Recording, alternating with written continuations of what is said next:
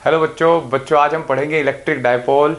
Electric dipole क्या होता है और उसकी वजह से इलेक्ट्रिक फील्ड पोटेंशियल, ये सब पढ़ेंगे। ठीक है, तो शुरुआत करते हैं। देखिए इलेक्ट्रिक डायपोल, डाई डाई मतलब बाई, बाई मतलब दो। ठीक है, दो पोल हो, जैसे नॉर्थ साउथ एक पोल होते हैं अपोजिट नेचर के, बिल्कुल ऐसे ही अगर इलेक्ट्रोसाइट्स में कौन से नेचर होंगे, चार्ज। चार्ज अगर हो, जैसे तुम्हें एक्चुअल में ये प्रैक्टिकली अगर आप इसे देखें तो ये केमिस्ट्री का कंसेप्ट है। ठीक है, लेकिन हम यहाँ आपने केमिस्ट्री में सुने होंगे जैसे HCl है तो इलेक्ट्रॉन ज़्यादा पसंद है क्लोरीन को और हाइड्रोजन को नफरत है इलेक्ट्रॉन से, तो ये ऐसे कुछ हो जाता है H+Cl- है ना। और नमक होता है NaCl, तो यहाँ स्लाइटली इस पर नेगेटिव आ जाता है, इस पर स्लाइटली पॉजिटिव, तो ये एक डाइपोल बन गया। तो डाइपोल हुआ क्या फिर कि एक ऐसा कॉन्फ़िगरेशन जिसमें दो इक्वल एंड अपोजिट चार्ज होते हैं, जैसे -Q और +Q। ठीक है, -Q +Q टू, मतलब यानी कि अगर डेफिनेशन की बात करें, a configuration of two equal and opposite charges is called electric dipole. एक कॉन्फ़िगरेशन जिसमें इक्वल एंड अपोजिट चार्ज रखे हों, ठीक है, इज कॉल्ड इलेक्ट्रिक डाइपोल। ठीक है, अब जैसे डाइपोल बन गया तो डाइपोल कोई भी डिवाइस, हम कोई भी कॉन्फ़िगरेशन बनता है तो उसकी कोई कैरेक्टरिस्टिक होती है कि भाई ये कितना इफेक्टिव डाइपोल बना, कितना नहीं बना।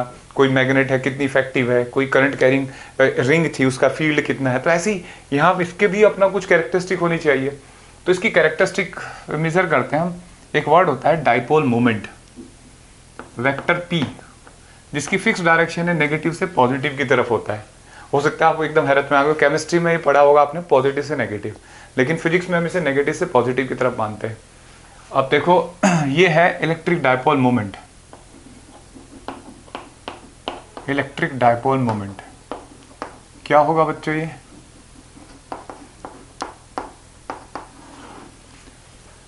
ये है moment of charge of this system. और अगर हम इसकी बात करें तो मान लो डायपोल की लेंथ हम 2L मान लें।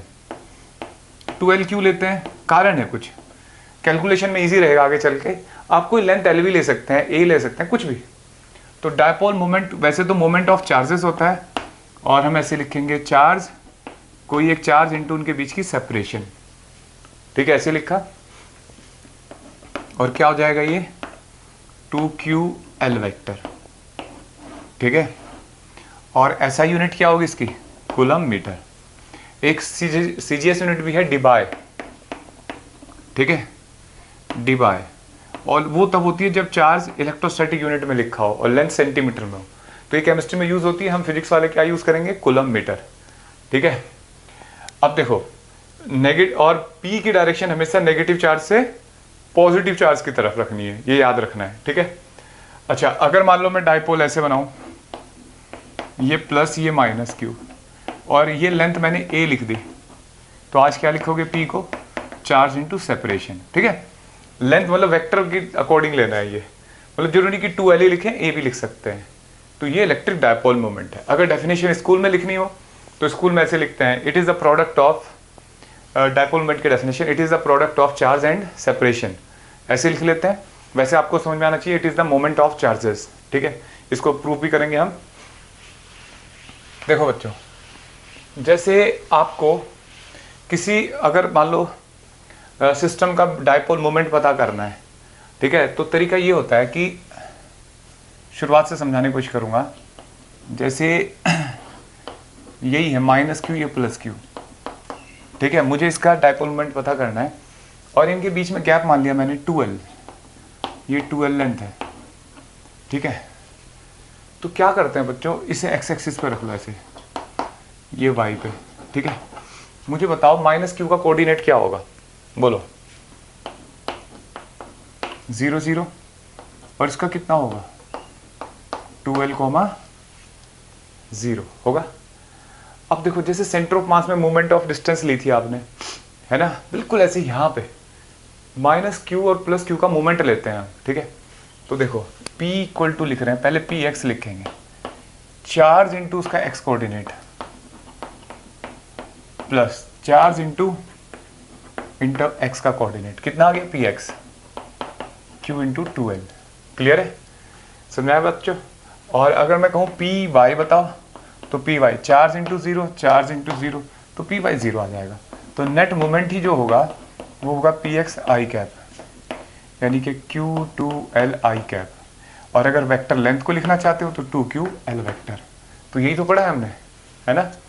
आप इसकी बजाय इसे ओरिजिन मान लो, मिड पॉइंट को ले लो, मतलब मोमेंट लेना है किसी फिक्स पॉइंट के about, that is dipole moment. Actual definition ये है, ठीक है। अब देखो, अब कोई और क्वेश्चन देखते हैं। जैसे क्वेश्चन आया कि माइनस क्यू और एक ये माइनस टू क्यू कर लेते हैं, ये क्यू और ये क्यू, ठीक है।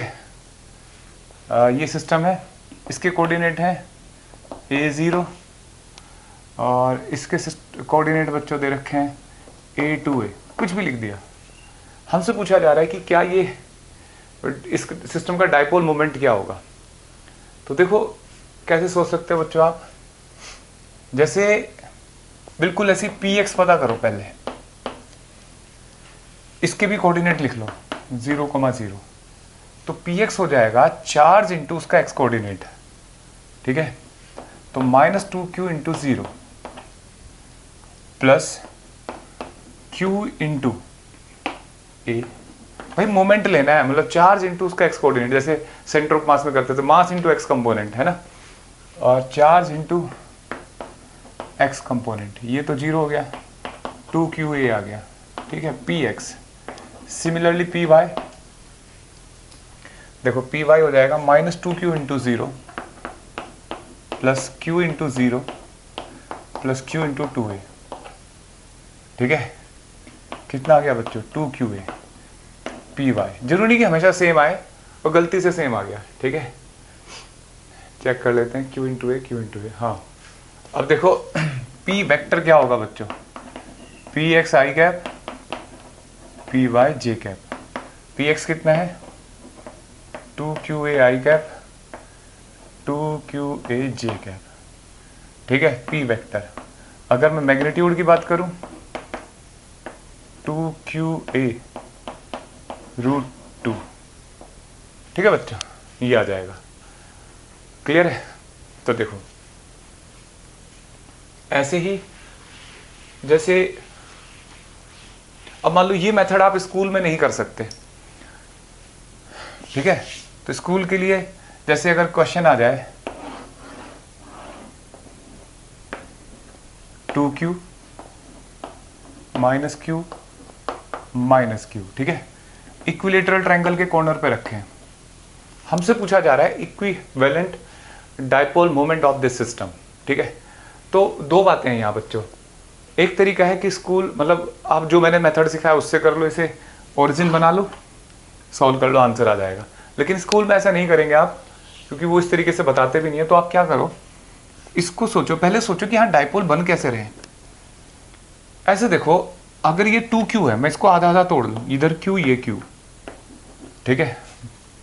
तो एक डाइपोल तो ये बन जाएगा और एक ये हो जाएगा p और ये हो जाएगा p, ठीक है। ये डाइपोल बना और एक डाइपोल ये बना, ठीक है। और ये एंगल क्या हुआ बच्चों, ये देखना। हाँ, डायरेक्शन थोड़ी गड़बड़ करी, माइनस है ना, ये माइनस से प्लस की तरफ होता है, तो एक डाइपोल मोमेंट ये बनेगा p इधर की तरफ, ठीक है। तो इधर बना लो p, और ये माइनस इसका भी इधर बनेगा, ठीक है। डाइपोल मोमेंट ऐसे, ये 60 है तो ये भी 60, ठीक है। और एक का मोमेंट कितना होगा, q इंटू ए, ऐसे ही उसका भी q इंटू ए, अगर मैग्नीट्यूड अगर देखा जाए अकेले। लेकिन वेक्टर, दो डाइपोल हुए इसका मतलब ये, और वेक्टर है तो डाइपोल का रिजल्टेंट वेक्टर से ही लिया जाएगा ना, क्योंकि वो वेक्टर क्वांटिटी है। तो p equivalent under root P square 2p cos theta, है ना। और थीटा की जगह क्या रखेंगे, 60। तो cos 60 कितना होता है बच्चों, सोचो सोचो सोचो, 1/2, 2 से 2 कट गया, कितना आ गया, अंडर रूट 3p स्क्वायर, तो p रूट 3। और P कितना होगा Q इंटू ए √3। ठीक है बच्चों, ये आएगा। कोई डाउट है तो बताओ। अब देखो नेक्स्ट पॉइंट है बच्चों, P इक्वलेंट आ जाएगा Q इंटू ए √3। ठीक है, अब दूसरा क्वेश्चन करते हैं। नेक्स्ट क्वेश्चन है बच्चों,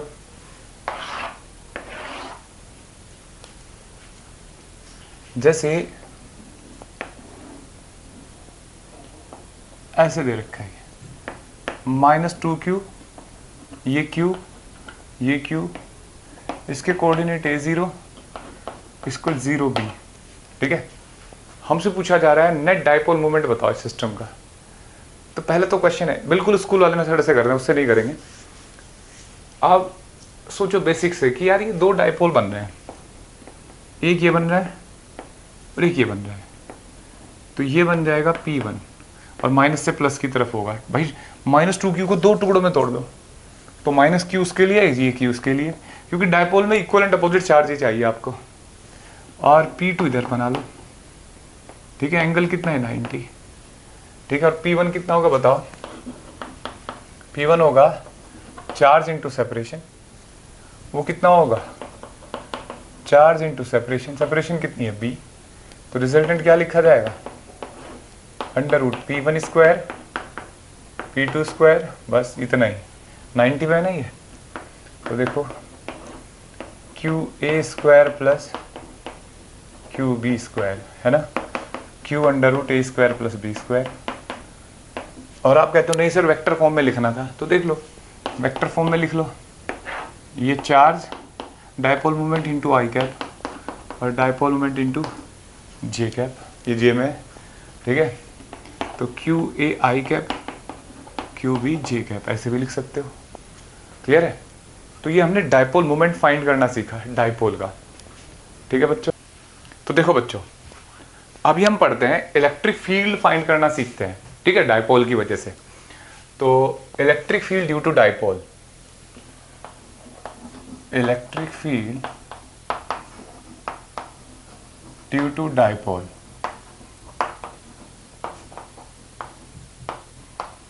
एट एक्सियल पॉइंट। अब कहीं भी हो सकता है, तो एक्सियल पॉइंट बोलते हैं इसको एंड ऑन पोजीशन बोलते हैं और 10A पोजीशन भी बोलते हैं। 10A मतलब टेंजेंशियल एक्सियल पॉइंट, समझाऊंगा इस बात को। जैसे मान लो ये डाइपोल है, ठीक है, -Q ये +Q, और यहाँ एक पॉइंट है, ठीक है, जो सेंटर से R डिस्टेंस पे है। देखो बच्चों इस पॉइंट पे हमें इलेक्ट्रिक फील्ड बताना है। तो अब जैसे ये पॉइंट O हुआ, ये डिस्टेंस है 2L। ठीक है, डिस्टेंस कितनी है 2L। 2L का समझ में आएगा, तो हमने 2L क्यों लिखा था, L क्यों नहीं लिखा था। इस पॉइंट पे इलेक्ट्रिक फील्ड बताना है। देखो एक्सिस है ना डाइपोल का, तो इसलिए बोलते हैं axial point. 10A tangential axial point, जो इलेक्ट्रिक फील्ड होगा अगर उस पर टेंजेंट डालोगे तो एक्सिस के लॉन्ग ही आएगी ना, इसलिए इसको 10A पोजीशन भी बोलते हैं और एंड ऑन पोजीशन भी बोलते हैं। अब देखो बच्चों यहाँ दो चार्ज है, एक नेगेटिव की वजह से यहाँ इलेक्ट्रिक फील्ड होगा टूवर्ड्स। ठीक है, पॉजिटिव से होगा अवे। ठीक है, और ये एंगल है 180। मुझे बताओ ज़्यादा कौन सी बड़ी वैल्यू कौन सी है, पॉजिटिव की वजह से, क्यों पॉजिटिव पास है उसके, ठीक है, उस पॉइंट के, तो इलेक्ट्रिक फील्ड पॉजिटिव चार्ज से ज़्यादा होगा। तो अगर मैं कहूँ कि नेट इलेक्ट्रिक फील्ड बताओ तो कितना होगा बच्चों, net electric field positive minus negative. ठीक है, और पॉजिटिव चार्ज की वजह से electric field KQ/R minus L का होल स्क्वायर माइनस, ये समझ में आया भाई, electric field charge point charge की वजह से क्या आता है KQ/R स्क्वायर। तो ये इसकी डिस्टेंस कितनी है, देखो R तो यहाँ तक है, L इसमें से सब्ट्रैक्ट कर दो तो R माइनस L, और माइनस की वजह से कितनी होगी R प्लस दिस L, तो KQ/R प्लस L का होल स्क्वायर। ठीक है, तो ये इलेक्ट्रिक फील्ड आ गया। तो देखो KQ और नीचे एलसीएम लेंगे, R square minus L square का होल स्क्वायर, ऊपर आर प्लस एल का whole square minus R minus L का होल स्क्वायर, ठीक है।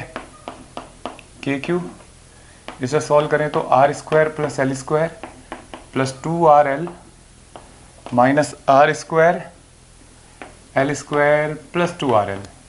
कैसे, ये एक माइनस है ना, तो इस माइनस से ये माइनस माइनस प्लस, और यहाँ पे माइनस होता है वो प्लस, सॉरी ये minus upon R square minus L square का होल स्क्वायर। देखो बच्चों ये वैल्यू कट जाएगी, ये कट जाएगी, क्या आएगा K Q by 4RL upon R square minus L square का होल स्क्वायर। क्लियर है? तो देखो के क्यू,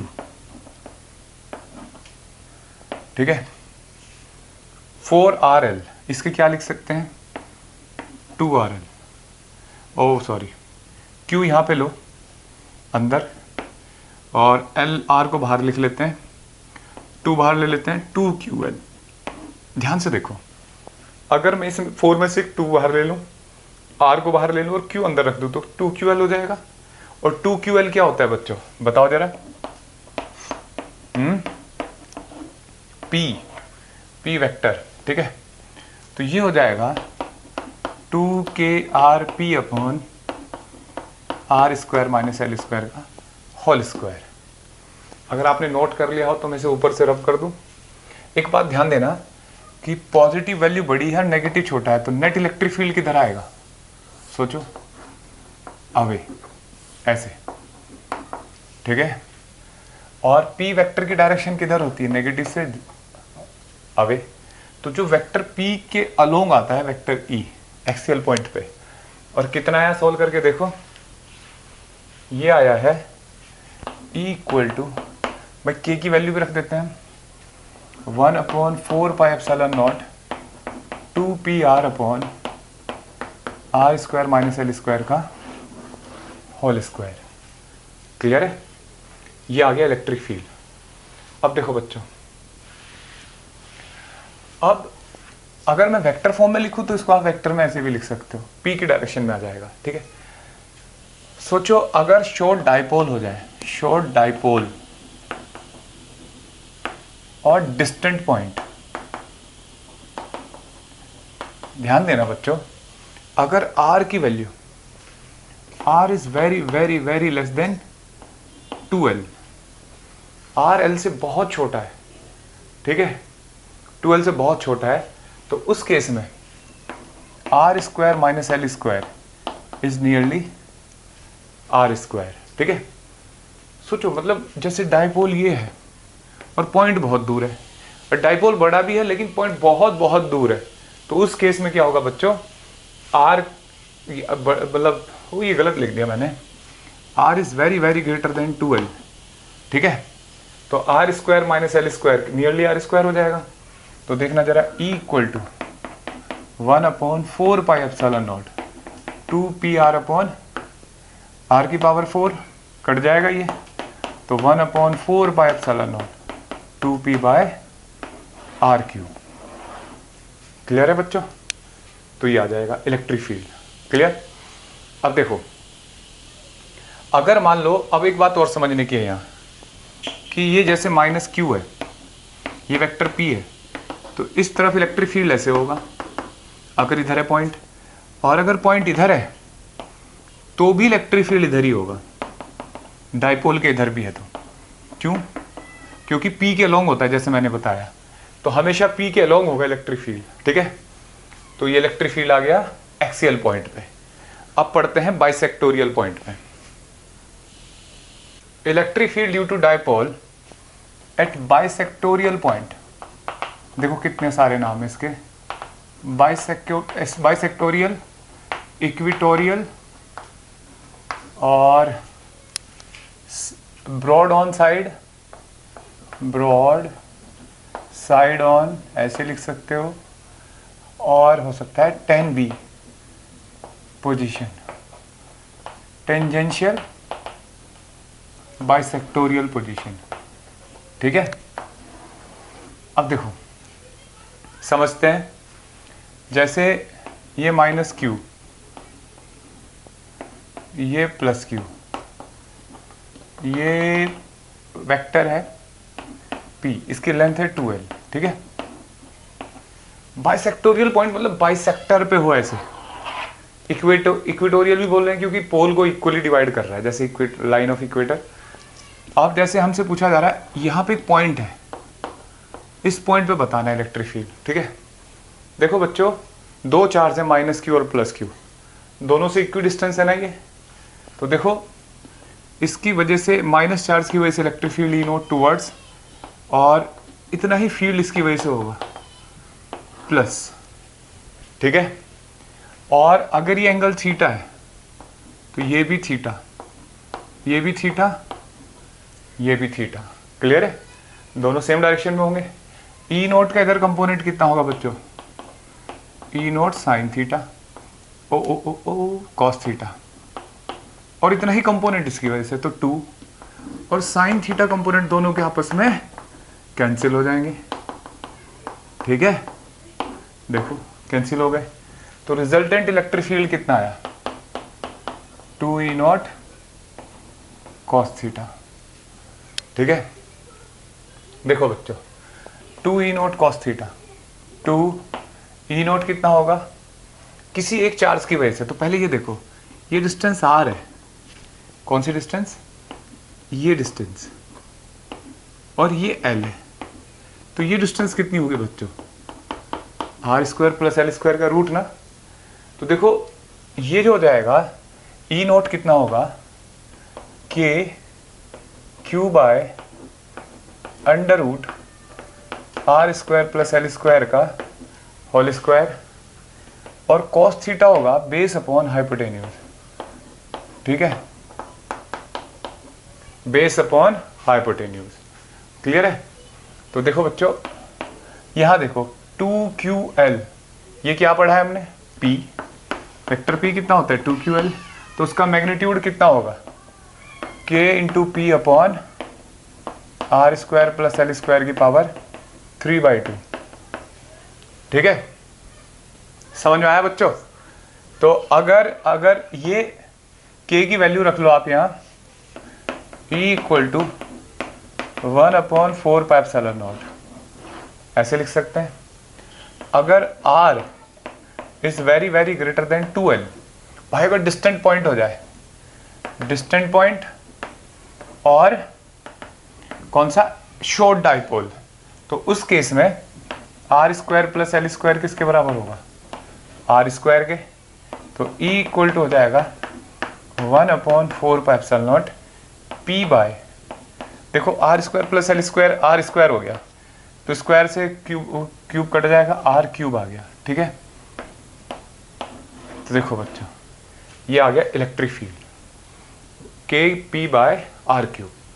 अगर तुम अब मैं यहाँ एक डायग्राम बनाता हूँ, देखो दोबारा, ये तो खिचड़ी बन गई, साफ सुथरा डायग्राम बनाता हूँ। देखो अब जैसे मान लो अगर ये डाइपोल है, ये माइनस क्यू, ये प्लस क्यू, तो इस पॉइंट पे जो इलेक्ट्रिक फील्ड होगा वो ऐसे है, जबकि वेक्टर पी किधर था, इधर, और इलेक्ट्रिक फील्ड कैसे आ रहा है, उसके अपोजिट, यानी कि बाइसेक्टोरियल पॉइंट पे इलेक्ट्रिक फील्ड डाइपोल मोमेंट के अपोजिट होता है, ठीक है।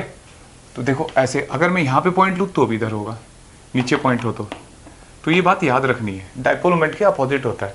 यानी कि अगर आप इसे वेक्टर में लिखना चाहते हो, ऐसे वेक्टर लगाना चाहते हो तो यहाँ माइनस लगाना पड़ेगा, ठीक है।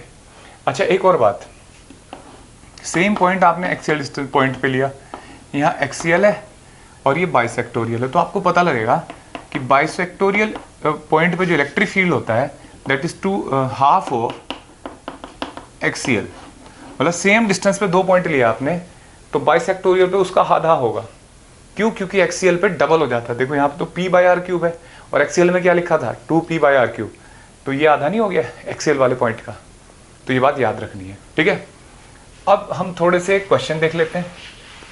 अब हमने दोनों पॉइंट पे इलेक्ट्रिक फील्ड फाइंड कर लिया, तो एक दो क्वेश्चन देखते हैं कि छोटे से डाइपोल दे रखे हैं दो, ये छोटे डाइपोल मानेंगे, और यहाँ पॉइंट है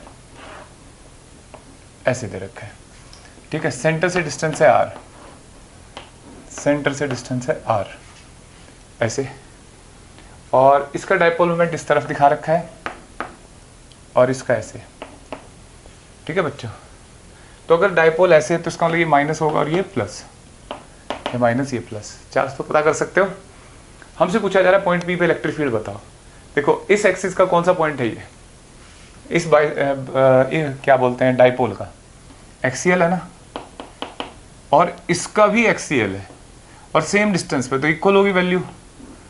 देखो ई नोट समझ रहे हो बच्चों, दोनों पी की डायरेक्शन में होंगे ना इलेक्ट्रिक फील्ड, तो रिजल्टेंट इधर से जाएगा, कितना हो जाएगा अंडर रूट इसका स्क्वायर प्लस इसका स्क्वायर, ये तो 90 पे है ना, तो ई नोट रूट 2 आ जाएगा।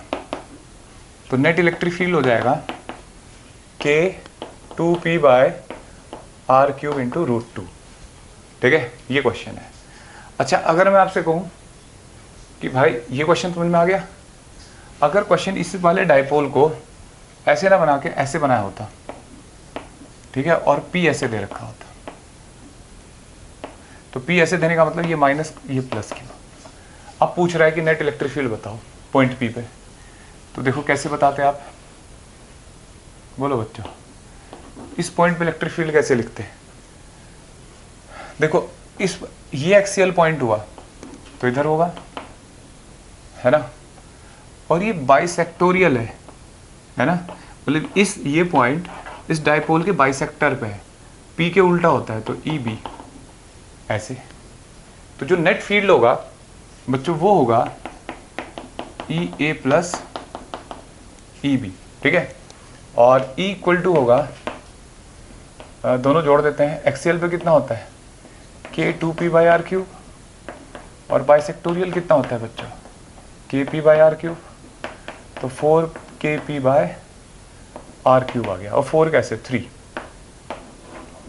ठीक है बच्चों, ऐसे सोल्व कर सकते हैं। तो आपको देखना है कौन से पॉइंट पे है, एक्सियल है, बाइसेक्टोरियल है, और p की डायरेक्शन में ही अपोजिट है, ठीक है, एक्सियल में p की डायरेक्शन में होता है फील्ड, और बाइसेक्टोरियल पे p के अपोजिट होता है इलेक्ट्रिक फील्ड, ठीक है। अब देखो इसके इन केसेस में क्या था कि फिक्स था भाई, या तो एक्सियल होगा या बाइसेक्टोरियल। अगर कहीं और हो जाए पॉइंट, जैसे किसी एंगल पे आ जाए, तो तब क्या करते हैं बच्चों, तो इलेक्ट्रिक फील्ड ड्यू टू, अब यहां ध्यान देना, short dipole at any angular point, ठीक है, मतलब किसी छोटी डाइपोल की वजह से एंगुलर पॉइंट पे पॉइंट मतलब है कोई, मतलब जैसे छोटा डाइपोल के लिए ये फॉर्मूला सही रहेगा, वैलिड होगा। जैसे ये डाइपोल है, ठीक है, एक छोटा डाइपोल है, तो हम डायग्राम में थोड़ा बड़ा बना लेते हैं, मानेंगे कि ये छोटा डाइपोल है, ठीक है, डाइपोल मोमेंट है इसका p, और यहाँ एक पॉइंट है बच्चों r डिस्टेंस पे, और कंडीशन सामने साफ साफ दे रखी है r इज वेरी वेरी बड़ा देन 12, तभी ये फॉर्मूला वैलिड रहेगा। इस पॉइंट पे इलेक्ट्रिक फील्ड बताना है बच्चों पॉइंट p पे। देखो ये बोर्ड के सिलेबस में फिलहाल नहीं है, अभी आगे आ जाए, जब वीडियो आप देख रहे हो तो पता नहीं है, और कुछ बुक्स में दे रखा है तो स्कूल में करा देते हैं टीचर, वैसे बोर्ड के सिलेबस में नहीं है, ठीक है। तो देखो, लेकिन पढ़ने में क्या बुराई है। तो ये एंगल थीटा है। अब अगर मैं आपसे कहूँ कि इलेक्ट्रिक फील्ड फाइंड करो, तो जो ऑर्डिनरी तरीका है वो ये है कि भाई इन सबको ज्वाइन करो और इलेक्ट्रिक फील्ड फाइंड करो, फिर रिजल्टेंट। तो यहाँ पे इनका एंगल नहीं पता लग पाएगा नेगेटिव पॉजिटिव के बीच में, पॉजिटिव से ऐसे जाएगा, नेगेटिव से ऐसे, तो बहुत मुश्किल कैलकुलेशन हो जाएगी। तो एक बच्चे ने बताया कि सर आप इसको ऐसे ना करके, बच्चा कौन है वो नहीं पता, तो एक बच्चे ने बताया कि सर आप इसको ऐसे करो कि ये p वेक्टर है, जैसे इसको रिजॉल्व करो, पहले इसको कहाँ रिजॉल्व करो, इस डायरेक्शन में, ठीक है, p का इधर कंपोनेंट, जैसे p वेक्टर है तो इसको ऐसे रिजॉल्व करो, तो ये क्या हो जाएगा बच्चों p cos थीटा, ठीक है, ऐसे, और इस डायरेक्शन में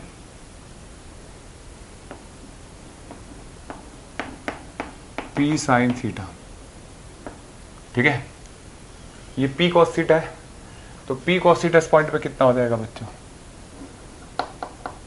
ये एक्सियल, और p साइन थीटा के लिए ये कौन सा पॉइंट होगा, बाइसेक्टोरियल। तो बाइसेक्टोरियल कैसे होता है, ऐसे समझाया बच्चों, समझाता हूँ मैं अलग से।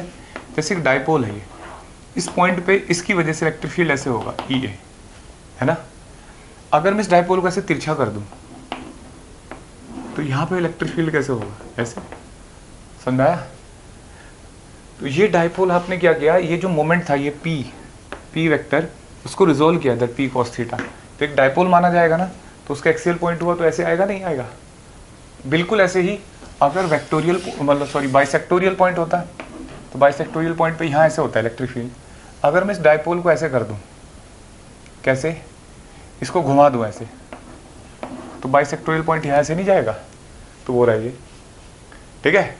बस डाइपोल मोमेंट बदल गया दोनों डाइपोल का। इनको दो अलग अलग डाइपोल मान लो, दो अलग अलग डाइपोल, और इसकी वजह से पॉइंट पी पे ए की वजह से, इस डाइपोल की वजह से, पहले इसकी वजह से एक्सियल पॉइंट पे फॉर्मूला क्या होता है, के 2p/r³।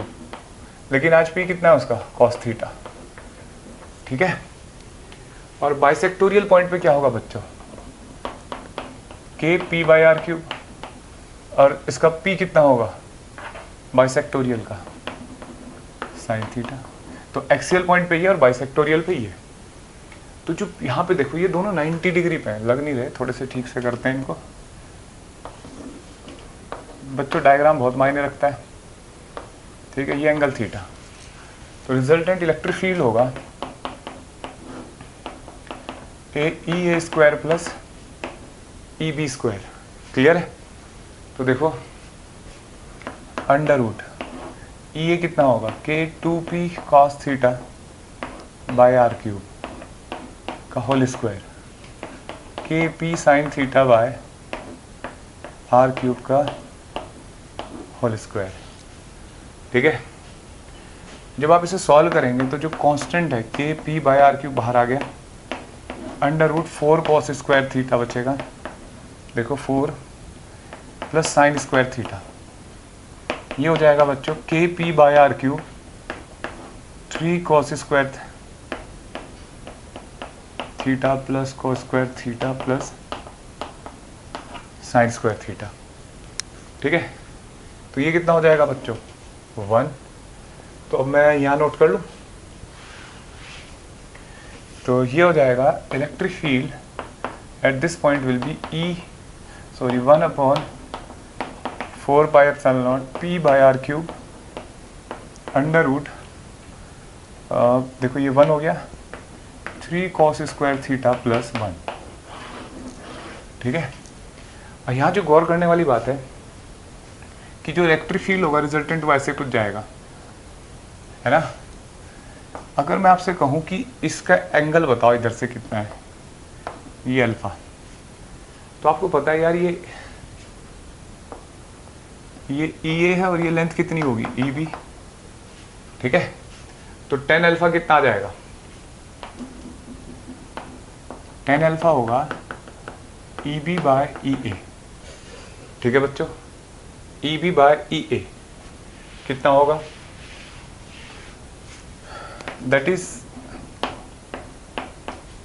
ई बी होगा के बाइसेक्टोरियल पे जो लिखा था हमने, के P sine theta by r³, और एक्सियल पे क्या लिखा था, के 2p cos theta by r³। जब आप इसे डिवाइड करोगे तो ये आ जाएगा 1/2 tan थीटा, समझा बच्चों, ये 1/2 tan थीटा आ जाएगा, ओ tan अल्फा। तो ये दो इक्वेशन आ गई।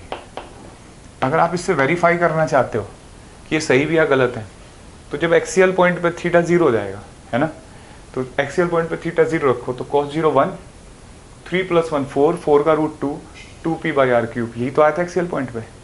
और थीटा 90 रखो इस वाली पोजीशन पे बाइसेक्टोरियल पे, तो cos 90 क्या होता है, 0, 1 बचेगा p/r³, ठीक है। तो इस तरीके से आप एंगल फाइंड कर सकते हो, मतलब वैल्यू फाइंड कर सकते हो एंगल भी।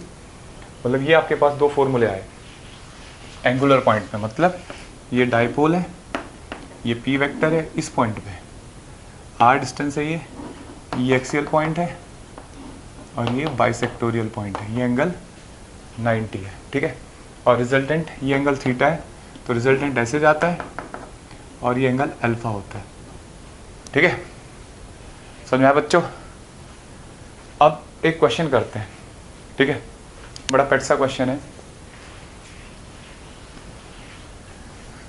इलेक्ट्रिक फील्ड क्वेश्चन पूछता हूं मैं आपसे।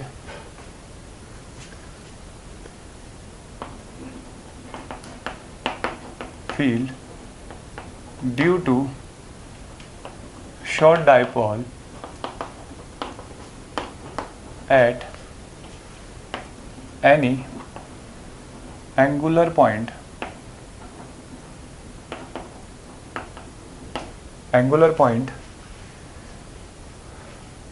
is perpendicular to axis of dipole, ठीक है, डाइपोल। फाइंड थीटा, मतलब वही हमारा जो हमने डायग्राम ले रखा उसी के अकॉर्डिंग हमें थीटा बताना है। तो क्वेश्चन है, देखो ये डाइपोल हुआ, ठीक है, यहाँ पॉइंट हुआ r डिस्टेंस पे, तो कह रहा है कि इस थीटा की वैल्यू बताओ जो कंडीशन दे रखी है उसके अकॉर्डिंग। एक बात बताओ बच्चों, क्वेश्चन में लिखा है, आप पॉज करके वीडियो को चेक करके देख सकते हो क्वेश्चन, अगर आपने देखा होगा तो क्वेश्चन में आपको मिला होगा कि यार electric field due to short dipole at angular point is perpendicular to the axis of dipole. तो एक्सिस ऑफ डाइपोल ये होता है बच्चों, ये डायरेक्शन, इसके परपेंडिकुलर होने का मतलब है, यहाँ मैं मिटा दूँ, ऐसे होना इलेक्ट्रिक फील्ड, ठीक है। सोचो, और हमने पढ़ा था कि ये एंगल होता है अल्फा, है ना, इससे ही तो होता है ना, इस लाइन से, और ये होता है थीटा। कैसे? यहाँ देख लो, इसका मतलब अगर ये परपेंडिकुलर डाइपोल के एक्सिस के डाइपोल के एक्सिस के परपेंडिकुलर है, तो ये पूरी इन दोनों का सम क्या होगा? 90। तो अल्फा प्लस थीटा 90 डिग्री हुआ, ठीक है। तो देखो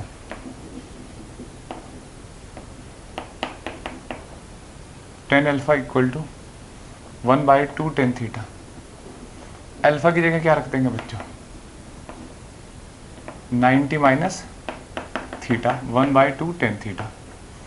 90 माइनस थीटा मतलब 10 90 माइनस थीटा होता है cot theta, 1/2 tan theta, 1/10 theta, 1/2 tan theta. क्या आ जाएगा बच्चों? ये 10 स्क्वायर थीटा इक्वल टू 2, तो 10 थीटा इक्वल टू √2, और यहाँ लिख देते हैं थीटा इक्वल टू 10 इनवर्स √2। तो ये क्वेश्चन आ गया, क्लियर है? जैसे अब हम इलेक्ट्रिक पोटेंशियल फाइंड करते हैं डाइपोल की वजह से, ठीक है। तो थोड़ा सा देखो, इसको समझो पहले, ये -q चार्ज है और ये +q चार्ज है, ठीक है, और पॉइंट यहाँ है, ठीक है बच्चों। इस पॉइंट पे इलेक्ट्रिक फील्ड फाइंड करना है, सॉरी पोटेंशियल फाइंड करना है। तो हमने इसको ज्वाइन कर दिया ऐसे, देखो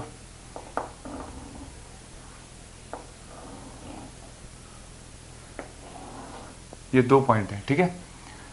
ये डिस्टेंस r होती है और ये एंगल थीटा, पढ़ा था हमने। तो देखो हमें अगर पोटेंशियल लिखना है, मान लो इस डिस्टेंस को मैं r1 लिख लेता हूँ, इसको r2, तो पोटेंशियल जो लिखा जाएगा दोनों चार्ज की वजह से उस पॉइंट पे v1 प्लस v2, है ना भाई। पोटेंशियल में डायरेक्शन तो होती नहीं है, सिंपली जोड़ देंगे आप। तो प्लस v1 मैं लिख देता हूँ प्लस की वजह से, और v2 लिख लेता हूँ माइनस की वजह से, सिंबल है ये। और v पॉजिटिव होगा kq बाय r1 और kq बाय r2, ठीक है। अब क्वेश्चन है r1 r2 कैसे पता लगे? तो देखो बच्चों, हमने क्या काम किया, इस लाइन को आगे बढ़ा लिया से। हमें r1 डिस्टेंस है q से और -q से है r2, जबकि हमें डिस्टेंस सेंटर से दे रखी है और वो दे रखी है r। तो हम यहाँ क्या करते हैं बच्चों, इस लाइन से इस पे परपेंडिकुलर डाल लेते हैं, ठीक है, और इस लाइन से इस पे, ठीक है। इसको लिख लेते हैं m, इसको n। एक बात देखो, ये डिस्टेंस कितनी होगी? l। तो अगर मैं यहाँ cos थीटा देखूँ, ये राइट एंगल ट्रायंगल है ना, कौन सा? O, हम इसको भी लिख लेते हैं AB, तो ओ बी एम ट्रायंगल देखो, O B M right angle triangle है ना, तो कॉस थीटा हो जाएगा यहाँ पे बेस अपॉन हाइपोटेन्यूज, है ना, बेस ओ एम होगा एल ये, तो ओ एम आ गया यहाँ से एल कॉस थीटा।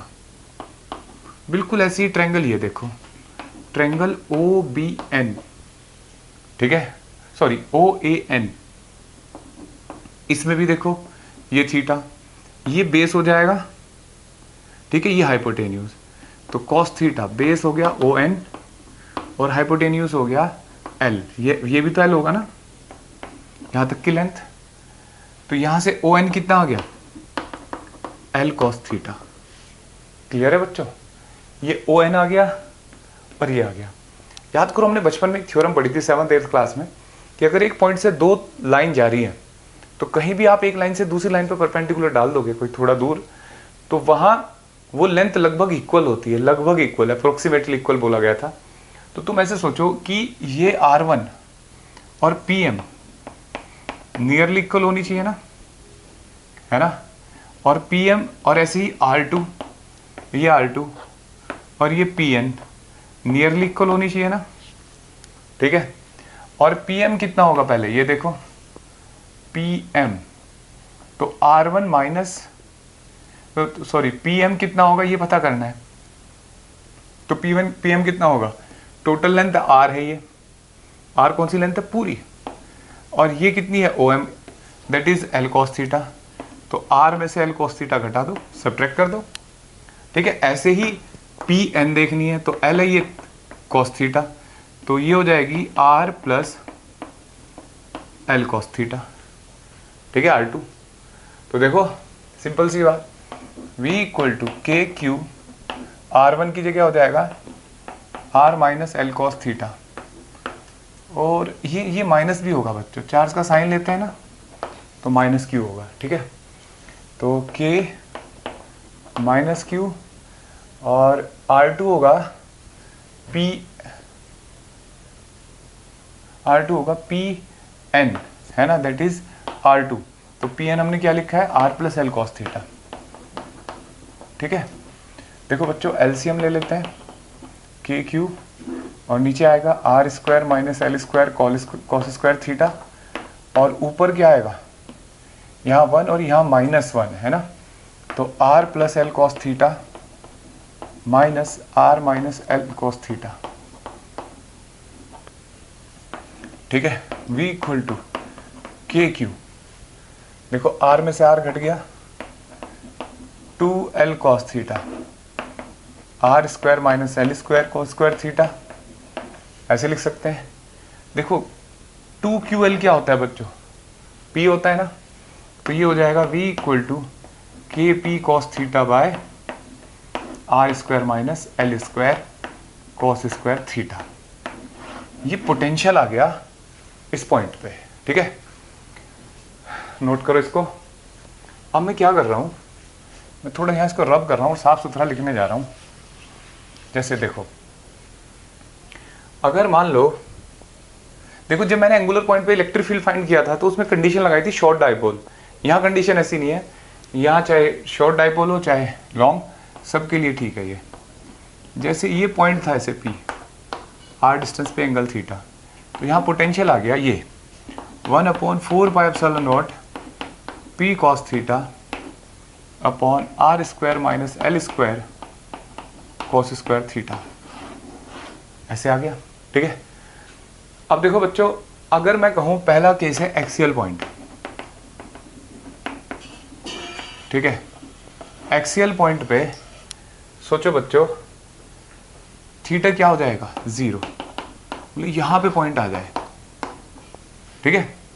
तो थीटा 0 होने पे cos 0 1, पोटेंशियल कितना हो जाएगा 1/4πε0 P by R square minus L square. सोचो cos 0 1 होता है, हर जगह 1 हो जाएगा, ठीक है। तो ये किसी भी पॉइंट R डिस्टेंस पे, अगर मान लो यहाँ से R डिस्टेंस पे एक पॉइंट लिया तो वहाँ पे पोटेंशियल आ गया।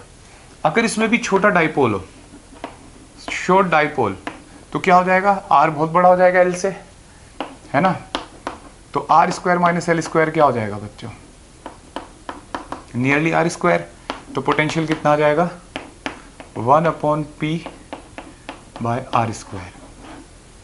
ठीक है, समझ रहे हो बच्चों? अच्छा, अगर बाइसेक्टोरियल पॉइंट हो जाए, बाइसेक्टोरियल, तो बाइसेक्टोरियल पॉइंट पे बच्चों सोचो, ये ऐसे थीटा बढ़ते बढ़ते कितना हो जाएगा यहाँ पॉइंट अगर हो 90 ना। तो जैसे ही तुम यहाँ पे थीटा 90 रखोगे तो cos 90 क्या होता है 0, तो पोटेंशियल 0 आ जाएगा। वो वैसे भी 0 आना है, जैसे ये माइनस क्यू है ये प्लस क्यू है, इक्वल डिस्टेंस पे है दोनों पॉइंट, तो दोनों का सम पोटेंशियल क्या हो जाएगा, पोटेंशियल का सम 0 हो जाएगा। ठीक है। अच्छा, एक और बात, मान लो अगर आपसे पूछा जाए कि डाइपोल है और ये पॉइंट है लेकिन ये बहुत दूर है, तो r is very very greater then l, तो उस केस में तो यही फॉर्मूला लगेगा, लेकिन ये टर्म इससे बहुत बड़ा हो जाएगा, तो पोटेंशियल का फॉर्मूला क्या हो जाएगा वहां पे, k p cos θ/r²। ठीक है, समझा बच्चों? इस तरीके से हो जाएगा। अब यहाँ 2-3 छोटी सी बात याद रखने वाली है कि जैसे पॉइंट चार्ज की वजह से electric field inversely proportional to r² होता है और पोटेंशियल क्या होता है, इनवर्सली प्रोपोर्शनल टू r, लेकिन डाइपोल की वजह से इलेक्ट्रिक फील्ड r³ के प्रोपोर्शनल है और पोटेंशियल देखो r² के इनवर्सली प्रोपोर्शनल है। ठीक है, तो यहाँ पे ये अंतर आया, पॉइंट चार्ज के लिए होता था और ये डाइपोल के लिए इनवर्सली प्रोपोर्शनल का रूल है। ठीक है, तो आज की इस क्लास में मैंने आपको बच्चों डाइपोल की वजह से, डाइपोल क्या होता है, उसका डाइपोल मोमेंट कैसे फाइंड करते हैं, इलेक्ट्रिक फील्ड सिखाया उसका और पोटेंशियल सिखाया। अगली क्लास में डाइपोल को किसी दूसरे फील्ड में रखेंगे, उस पर फोर्स, उसकी एनर्जी, उसके टॉर्क और डाइपोल के बीच में इंटरेक्शन फाइंड करेंगे। ठीक है, थैंक यू बच्चों।